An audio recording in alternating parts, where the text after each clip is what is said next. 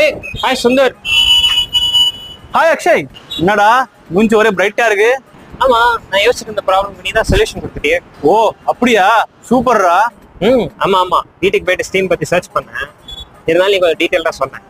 நேற்று எனக்கு டைம் இல்லடா, இல்ல நானே சொல்லியிருப்பேன். பரவாயில்லடா, இப்ப சொல்லு. அப்படின்னா சரி சொல்றேன், நோட் பண்ணிக்கோ. ஸ்டீம் லேர்னிங் எக்ஸ்பீரியன்ஸை ஃபன்னாக்கும் நமக்கு தெரியும், ஆனா அது மட்டுமா இன்னும் நிறைய பெனிஃபிட்ஸ் இருக்குடா. சரி, ஸ்டீம் எஜுகேஷன்னால பசங்களோட திங்கிங் அபிலிட்டி எங்கேயோ போயிடும்.